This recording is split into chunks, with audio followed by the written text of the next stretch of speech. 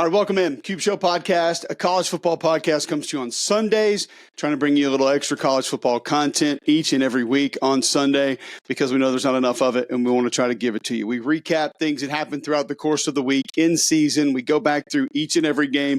We let you know what we saw in the film because we review it and we give you what was taking place on the field. So we did have one SEC spring game this weekend. We're going to get to that. We're going to break it down. We'll start our spring team previews this week. It's going to be the Missouri Tigers. They were on the field. A couple other things happening during our college football before we get to that. Obviously, college football playoff. Now, it was announced Friday or reported Friday that commissioners, presidents, ADs have come to an agreement that this new 14-team model most likely going to be put in place in 2 years, and the new revenue distribution has been put in place. I don't love it. I don't like it. I don't blame the big boys at play here. SEC and Big Ten, you can throw your weight around. You can drop some elbows on some people. Go for it. Have at it. That's the business portion of this. The non-business portion of this is we continue to move down a path where we're pushing the little guys out. We don't want them to be a part of this anymore. I don't love that. I don't think that's great for the sport. I don't think it's great for college football. And then you hear some different comments from college commissioners and people in power positions about where the NCAA tournament's going to head today. Today's Selection Sunday, St. Patrick's Day. And can't pinch me, by the way. Thank you, Roback. But I don't like hearing about how these automatic bids are being given to teams in non-competitive situations, or these automatic bids are going to teams that, if you go look at, Syracuse in 21 or UCLA in 18, whatever they were, that they made these runs to the Final Four, the Elite Eight, or the championship game, that's how competitive the top 50 really is. I don't like hearing that. I love the fact that these mid-major teams have something to play for, and it's a berth in the tournament. If you want to expand it to get your mid-level Power 5 teams in and have a whole another round and kind of wipe the play-in round out for that with a whole new round, cool, go for it. Have at it. But don't take the AQs away, man. Like, that is what made this tournament so special for so long. And I know not a ton of them have won it. That's fine.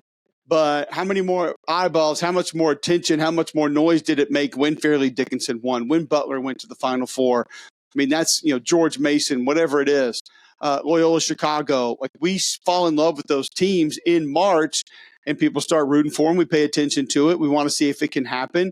Like, there's a lot more there's a lot more folks out there that are Mercer or Fairleigh Dickinson or Butler or Drake than there are Duke and North Carolina and Kansas in the real world. There just are. It's the reality of it. So we like cheering for those teams. We like seeing it. And I just think you take a big fabric away of it. And like, we had people on our show, Jay Bills was on McElroy and Cubelic in the morning on Jocks, and he was like, why should they get it? Why do they deserve it? Do you want to see that? Do you watch them? And it's just, wow. You get a little bit surprised at some commentary like that, thinking that let's just push the smaller guys aside and welcome everybody else in. But that's a lot of the direction of college football or college athletics right now. It's kind of where we're headed. The big business portion of it is taking over. So we said on this podcast for a while, we're going to go to 14. It's not going to take long. We'll probably get 2 years at 12. We'll go to 14. And then I'm sure a conversation about 16 will begin to happen. And they're going to continue to squeeze that little bit amount of money. I mean, Notre Dame and the other G5 teams are going to get $2 million a piece. You're talking SEC Big Ten teams getting 23, 21, $22 million, something in that range. So they're going to continue to squeeze it until the other people say, you know what, like, we can't just keep doing this. We've got to go find a way to earn something, and everybody will move on in their separate ways, and we'll have AFC, NFC, Big Ten, SEC, and we'll just go forward. So there's parts of it that I don't love. There are, the geographical portion, the rivalry portion. I just feel like we're getting further and further away from that. And it's a large piece of what made college football great. And yes, the ratings are up. We're also, I believe right now, accidentally in an NFL news cycle, so to speak, inside college football. Well, if the guardrails go up on the portal and NIL is sort of harnessed, some of that's going to be taken away. And we're not going to have player X to the portal or playoff expansion conversations or realignment conversations every single day now for 2 consecutive off seasons. That's going to give you that noise, and all the mouthpieces are going to want to be talking about it. And it's going to make more people interested in it, and it's going to have people wondering why they're not watching it or paying attention to it. When that part goes away, once everything is rearranged, so to speak, is the popularity going to hold? Because, yes, the ratings are great right now. But as I have explained when I was on with T-Bob and Aaron Murray on their podcast last week, ratings are not made for most likely you and me. Some of you watching this might not be college football diehards, and God bless you. We appreciate it. We're glad you're here. Whether you want to learn more about the sport or a certain team, whatever that is, thank you. Please subscribe if you're watching on YouTube. But also, ratings, in my opinion, are made for people like my wife, who she'll watch Auburn games. She's an Auburn graduate, and she's excited about it. If there's another big game on and she doesn't have a lot going on, she'll watch it. She's never against it, but she go out of her way to watch it. Does she seek it out? By God, she sought out that Super Bowl this year. That's why a ratings bump with a Taylor Swift effect is a big deal, because it actually moves that meter. We had a girl down the street invite us to their Super Bowl party. She did a Taylor Swift-themed Super Bowl party. She couldn't tell you the two teams that were in it. She didn't care, but they cared about the Super Bowl. So whether it's Michigan, Alabama, a player, a transfer, a coach, a record, or a Fairleigh Dickinson or a George Mason, all of a sudden these people come in and watch because why is everybody talking about that? Why is it cool? Why is it interesting? Maybe we want to watch. For me, my opinion is that's why ratings are important. It's not to show you the true popularity of the sport. It's to show you that more people that didn't have to, or maybe normally wouldn't have. See, I view myself as someone who has to watch football. I said this back in the NFL. Like when people said we were going to quit watching the NFL, the things that would have to happen to me and my family to make me stop watching the NFL, I can't even share with you here. And hell, we're on YouTube and podcast. My point is, ratings are about the people that you bring in that may or may not have watched this game. That's why ratings are important. And when that number's inflated above the average or above what you thought it was going to be, there are probably reasons that people like that came to watch that game. That's why it's important. And I believe this 24/7, 365 news cycle around college football that we've been living in for over 2 years now is a major reason why we're seeing a bump, or at least it's holding on strong. It's probably not going to continue like that forever, because once, and I had Josh Pate on McElroy and Cubelic Friday when Greg was out, and I asked him that, and he's like, no, I agree with you 100%. He said, once this whole cycle of craziness sort of slows down, why are people still going to be into it? Why are those other people, the casuals as he would call them, going to continue coming back to some of these games? They're probably not, is the answer. So I'm worried about a lot of the direction. We're going to get better games? Yeah. Conference is going to be big. I'm pumped about Texas and Oklahoma in the SEC. I love it. I feel like they belong. I feel like they'll fit in. It's going to give us more competitive games. I'll do better games on the weekend. Totally excited about that. But like Mark Rick said long ago, I feel like there's room for everyone. There's enough to go around. And even though we're on very unequal footing right now, it feels like some people are getting locked out of the club. And that's not always cool. So, as you know, each and every week we're brought to you by Wickles Pickles, wickedly delicious.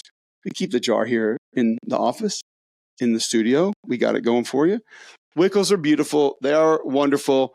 Had our Sunday school class over last Sunday night, and I cooked some Conecuh sausage, and I pulled Wickles out and did a toothpick into each piece of Conecuh with the Wickles on top. Oh, buddy.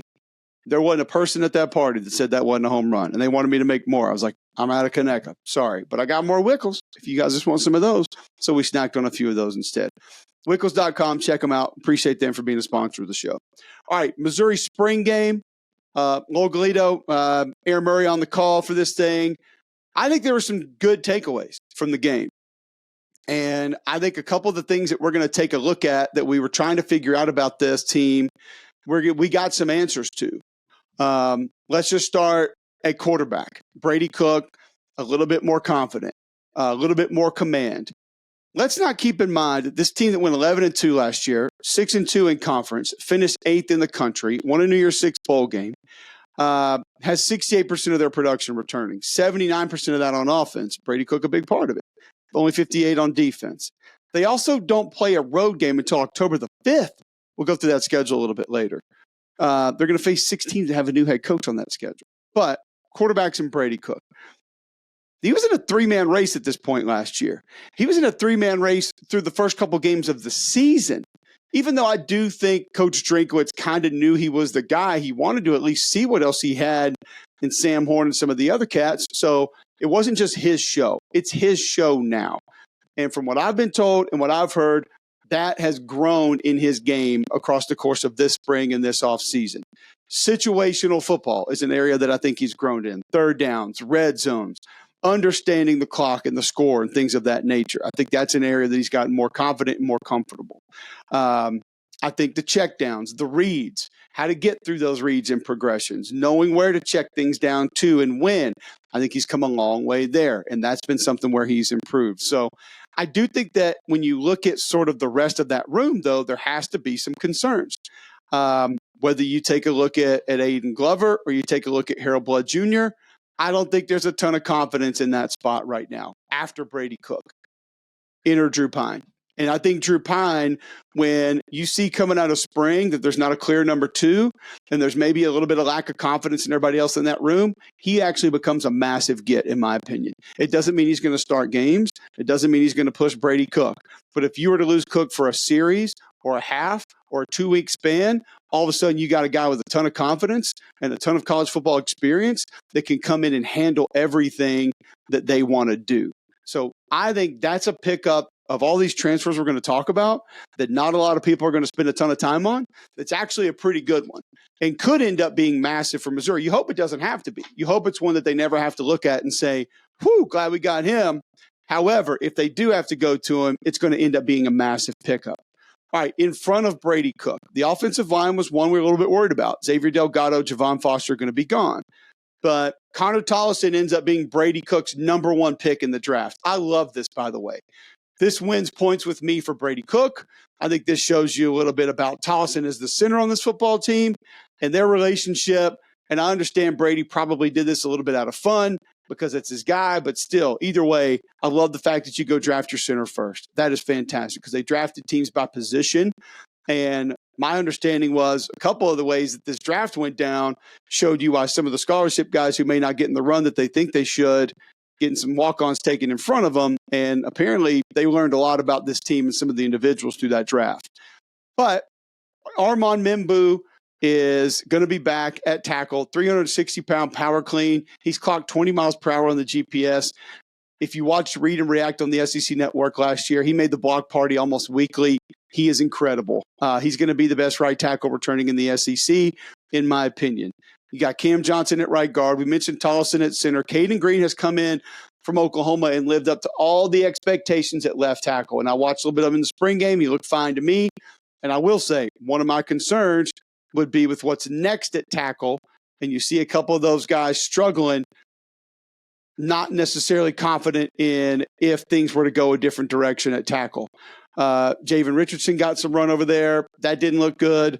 The second, third string tackles that I saw, not a strength of this football team. So, yes, you get a guy in Caden Green in that's going to handle his business, but you also need to stay healthy at that spot because that's – but I do think with Green kind of an easy fill-in and you're not really sure what's going to go on at left guard, keep an eye on Logan Reichert because he's a kid that came in the 360s. He's down to the 340s, apparently a monster in the weight room. If that light continues to sort of come on for him, he could be a guy that helps add a little more physicality to this Missouri offensive line and helps make them a strength of the football team. I'm excited to see if he can sort of morph into that before fall gets here or even during the fall. So I think right now you would say this group has a chance to be a strength of the football team. The depth's not there, but hell, nobody has a ton of depth on the offensive line anymore because all the movement. So I think what I saw in the game, especially the pass pro from the first group, looked great. I was excited about it. And when you add to that the tight ends that this group's going to be able to roll out, Brett Norfleet, he had a pancake down near the goal line. He rolled up a defensive end. Like I'm telling you, Norfleet is going to be basically the Cade Stover at Ohio State of the last few years for the next 2 years in college football. He's going to be the most enjoyable blocking tight end that you're going to see week in and week out. The guy just loves to get after it. He's so enjoyable to watch. I don't care if he catches 2 balls all year. He's a grinder, man. And he extends that offensive line. And it's something we're going to get into here in a few minutes about how this tight end group makes this offense that much more difficult to defend by doing a lot of different things well. But I like the other parts of the group too. You saw Tyler Stevens a couple grabs. You saw Jordan Harris, who's a little bit of a bigger body out there. Stevens feels more like your flex tight end. Harris a little bit thicker. But they have a good group. They have options there, numbers there, different guys that can help in different ways. So I love the tight end room. The running back room, it's what we talked about. I mean, we mentioned Nate Noel going and getting him from App State. And I'll say this, I thought Nate looked a little thicker in pads in the game next to a bunch of SEC guys than maybe I expected him to. Because you hear 190 pounds, you're like, 190 pounds at running back. Like, can he survive? And you heard Aaron Murray and the guys on the call talking about they called schools that played against him and sort of asked around about, can he hold up? Is he going to be okay? And they got a thumbs up or a check mark from everybody that they called. So this is a kid, 541 touches, 3,074 yards in his career. That's carries, by the way, 50 receptions, 272 yards, 18 rushing touchdowns. I mean, he's averaged 8.2, 14.2, 9.7, and 15.7 per carry in his career. He is explosive. He's going to be a home run hitter. They have had 1-2 punches at tailbacks before, and I think they're going to have a little bit of that again because you guys know I've talked about it. I broke down the film of Georgia State transfer Marcus Carroll. Massive quads, big, strong kid. He can handle the load, can be even more north-south than Noel can. The key with Nate Noel is he comes from App. So he ran the stretch play. You don't play at App unless you know how to run the stretch play at running back. It's what they've done forever. And he's very adept with that, just like Cody Schrader was last year. So the more I go through this, you begin to see that more positions for Missouri this year might even be an upgrade over what they were a season ago. Because the wide receiver spot is one that they're very excited about. The depth at this position is off the freaking charts. Apparently, Drinking, these guys have been watching 2019 Alabama with that group of receivers, Judy and Ruggs and Smith and those guys. And I'm not saying that they're that Waddle, but just how to use this kind of depth at wide receiver. Luther Burden's the guy. We know he can do it all. He can do everything. Mookie Cooper was somebody who Drinkwitz tried to tell us about in spring last year, basically saying, listen, Mookie's a dude now. He can do some things. Just watch out. He's explosive, and he proved that. Theo Weiss comes in from Oklahoma. He's a little bit more do-it-all. But you saw, if you watch that spring game closely, Theo Weiss was lined up in the slot a little bit more than normal. So they're even moving him around. The versatility of this offense is going to be incredible. Because I already mentioned flex tight ends, a running back like Nate Noel that you can move around, do some different things with. Those tight ends can run split zone. That can get you going different directions and steal your eyes. Play action becomes big with the tight end group. Backs that can catch the ball out of the backfield, multiple backs. Now you can run two back if you want to. I mean, the Kirby Moore is going to have his hands full with even deciding what motions, what formations, and what personnel groupings to run for this Missouri offense. Now, part of this that maybe I come out of spring with a little less confidence in is part of what was going to make this offense so difficult to defend was Brady Cook's legs. He's a great runner. He's a great scrambler. Now, you go back 2 years ago, he probably left the pocket too early, but he pulls the ball down and he's deliberate about leaving, and I appreciate that. Now, you still want to be able to use that. Force that backside defensive end to stay at home and respect him keeping the football, or force them on a bootleg to be able to play flat with him and not necessarily rush the passer or go play the run. I do think because of where the quarterback room is right this second, and because of how Brady Cook has improved, you may see fewer designed runs by him. There's going to be more of an emphasis on protecting Brady Cook than maybe there was a year ago. And that might be okay because you have all these other weapons that we're talking about. Because you got a guy, Marquise Johnson, who's 5'11", 180, and has been clocked at over 22 miles an hour. I mean, the kid can flat burn. Josh Manning gives you that bigger physical guy, 6'2", 200 pounds, has a massive vertical leap. So now you got your big body receiver that you can use in the red zone or for 50-50 balls. They've got every type of guy that you want in this receiver room. You got a coordinator that knows how to move them around, a quarterback that's become very acclimated to being able to distribute the football quickly and know how to find his guys, a quarterback that has some mobility, multiple backs, a good offensive line, a play in the stretch that widens the defense out, forces you to play sideline to sideline, forces outside defenders to play up at times, which gives you huge advantages on play action and different things down the field. Another takeaway from the spring game, shot plays. Now, it's a spring game, so maybe this doesn't count for that. Maybe this doesn't equate to it, but it looks like Missouri is going to chunk the ball down the field a bunch this year. And with those weapons, why not? And an offensive line that protects, hey, if you can give us time, we got dudes that can go up and get it, let's attack it. Now you force the defenses to make a decision. You're going to play back, or you're going to come play up against the stretch play. And our tight ends that can catch the ball underneath, our quarterback that can run it, and our good running backs. they are going to put defenses in conflict on a very regular basis. And I'm excited about what I saw from some of the personnel here on offense. I just think that the one thing you come away from this thinking is, all right, lack of confidence in Blood and Glover. Does Drew Pine come in and take that number 2 spot pretty quickly? Does that help some of the confidence to be able to let Brady Cook do a little bit more with his legs? I don't know. But either way, I don't think ultimately that matters. This is a team that should be pushing for a playoff spot with this offense, which brings me to the defense, because people are going to say, all right, well, you lose your D coordinator, you lose a bunch of guys up front, which is true. Yeah, Darius Robinson is going to be gone. Realist George is gone. Jaden Jernigan's going to be gone. Niles Gaddy, Tyron Hopper. I mean, there's a lot of dudes up front in that front 7 that are gone, and they were a handful last year. And we've talked multiple times last season about that Missouri D-line, how active they were, how much fun they were to watch. Well, the good news is you're now bringing in a coordinator who maybe is not as aggressive. Okay, Corey Batoon has been in the SEC before at Ole Miss. He's coached with Kane Womack. He coached with his dad. He's a little less aggressive than I think some of those guys are, and than Blake Baker is, but he still has it in his arsenal. And you're going to get a lot of 4-2-5. You get a little bit of 3-4. Watch for this new sort of 3-3 stack that he's running a little bit that they ran last year at South, something that helps you with a lot of RPO teams, helps you with teams that want to survey the field a little bit more. That can be a big benefit there.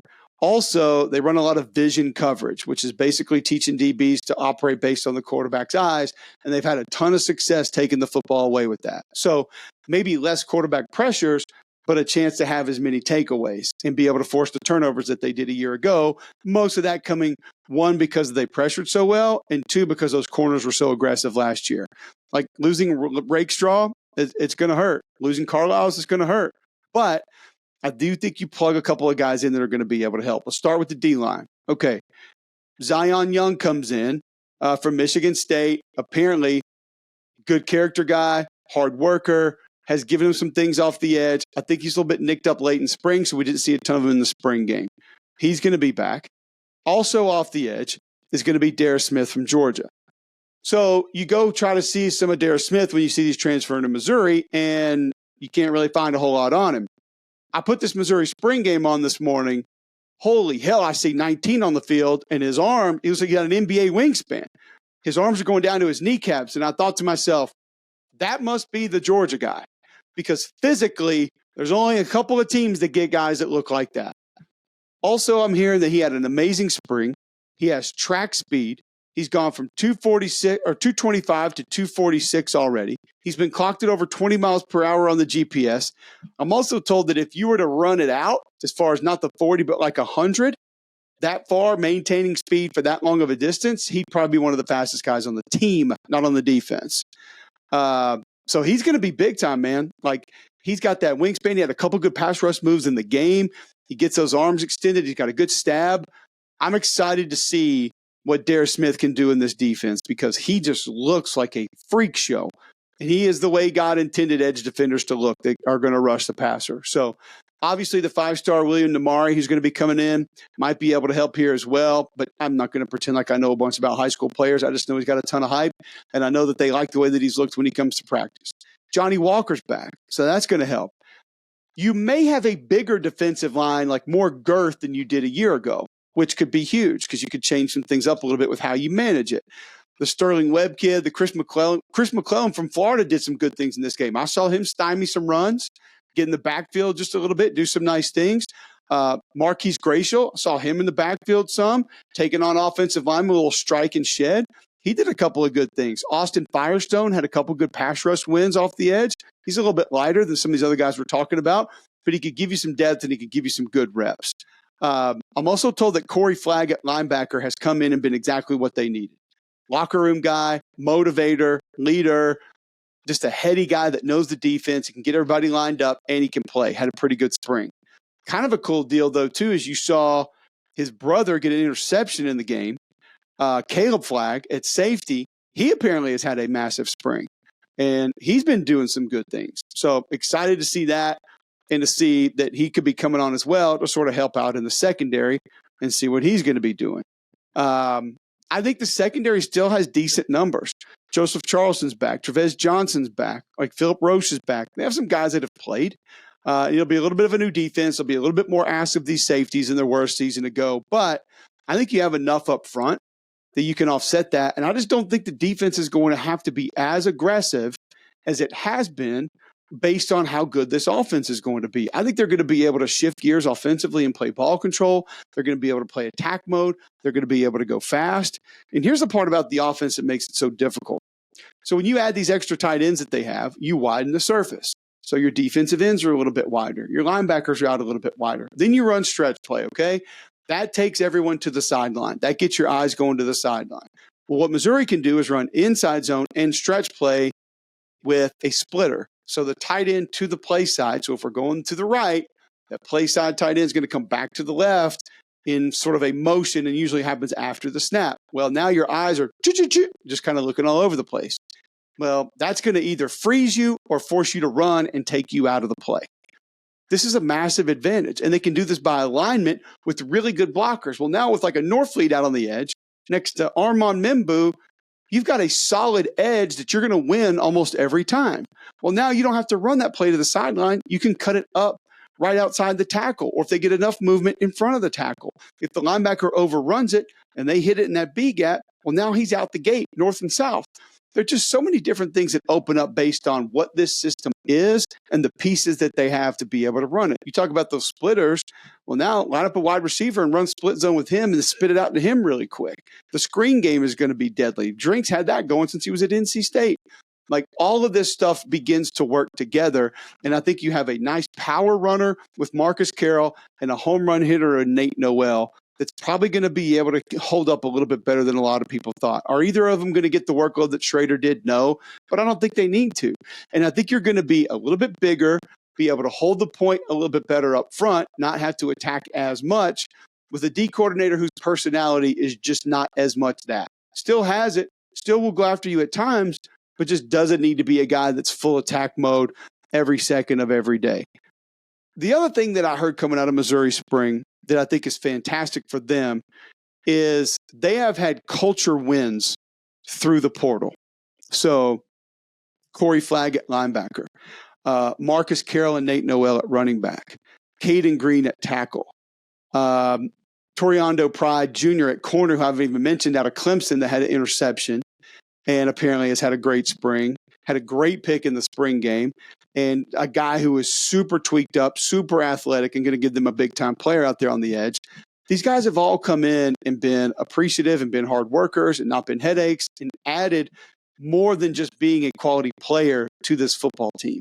That's another thing that can kind of elevate you when a lot of people aren't really expecting you to. That could be something that goes Missouri's way this fall. Another guy in the spring that I would say kind of had some good reps, did some good things to potentially keep your eye on is Jamarion Wayne, a former wide receiver. So he's gone over to DB. This kid is 6'2", 195 pounds, played special teams last year, apparently has an 11-foot broad, runs 4.4. Like, he's a guy that can go, physically just gifted. He could be somebody that helps them out a ton in a different spot this year as well. So you got good character guys that are coming in. You got a ton of weapons on offense. You might be a little bit more physical at the point of attack on both sides of the ball as far as just overall size and strength and power. Now, that doesn't mean they have the motor and the energy and can shoot the gaps the way they did a year ago, but they could be different in better ways. So when you take all of that and you look at the fact that this team is going to push for a playoff spot, it all begins to make a lot of sense as to why a lot of people believe Missouri may be pushing for that playoff spot. And if you're wondering what to do, if you think that, well, you probably want to know about Prize Picks. We are in March. March Madness getting set. Selection show happening today. Largest daily fantasy sports platform in North America. Easiest and most exciting way to play daily fantasy sports. It's just you against the numbers instead of battling thousands of other players. That includes sharks and pros. You don't want to have to do that. You pick more or less than on a 2 to 6 player stat projection and just watch the winnings roll in. So if you want to go NBA, if you want to go NCAA tournament, if you want to go individuals, you can do all that. Like, I test my skills on Prize Picks. This is a season to make the most exciting way to play daily fantasy sports. If you want to go with conference tournaments and those things, and hopefully you won a lot with that, Now you'll be in the NCAA tournament. You can continue to roll there, be a part of the action with Prize Picks for both the men's and women's NCAA tournaments. Prize Picks is the best way to get action on sports in more than 30 states across the country, including California, Texas, and Georgia. Just because football season is not here doesn't mean there's not a lot of ways to play. Prize Picks offers weekly promotions that can lead to big payouts like Taco Tuesday each Tuesday. So go do that. Prize Picks discounts select player projections up to 25% and provide even more value. So here's how you can do it. It's easy. You go to prizepicks.com, download the app today, use promo code CUBE, C-U-B-E, and they're going to match your first $100. So prizepicks.com, put $100 in, you'll have $200 to get going on the NCAA tournament, which is going to be set today. So get that going. Don't forget about Prize Picks. All right, so when we move past everything that went through the spring and you project out a little bit further, you start to think about just what this Missouri team could be. I mentioned it earlier with the schedule. 6 new head coaches on this schedule for the Missouri Tigers. 79% of the offense is back. Cook, Burden, Weiss, Marquise Johnson. Caden Green comes in, is going to be able to help. Maybe Drew Pine's going to be able to help if they need him at some point in time. They don't play a road game until October the 5th at A&M. So you got Murray State, Buffalo, Boston College at home, Vandy at home. That team should be sitting there undefeated with an open date before they travel to Texas A&M, who, yeah, they got a lot of talent, but they're still a first-year head coach and a lot of things that are going to be new. Then they're at UMass. The only thing I don't like about being at UMass, which is a weird one, is you got Auburn at home the next week, which could be kind of dangerous. But then you go to Alabama, week off, Oklahoma at home, at South Carolina, at Mississippi State, then Arkansas. Like, it's a very manageable schedule. There's reasons the expectations are where they are. And if they're not, you should probably get them there for this Missouri football team, because I felt like I got some good answers coming out of spring. And I saw some things in that spring game that I liked. Also brought to you by Blue Delta Jeans each and every week. Custom fit denim just for you. They can digitally fit these jeans now, and you can order them online. Go to bluedeltajeans.com. Tell them you heard about them right here on Cube Show. And listen, they're the best jeans that I've ever worn. I can dress them up. I can dress them down, read and react. Every Monday night you see me, I'm wearing them there. I wear them to church if I want to, wear them date night. Blue Delta Jeans, the only pair of jeans you're ever going to need. Go check out all of our sponsors. We always appreciate Wickles Pickles and Prize Picks and all the guys for sponsoring us each and every week. All right, so we're in the middle of our spring previews now. We'll get to a different team in the SEC each and every week, and we got to add Texas and Oklahoma this year, so we'll be doing that. Please subscribe if you're watching on YouTube. We always appreciate that. Give us that 5-star rating if you're listening on podcasts, Spotify, Apple Podcasts. Thank you for tuning in, and we'll be back with another spring preview next week right here on Cube Show.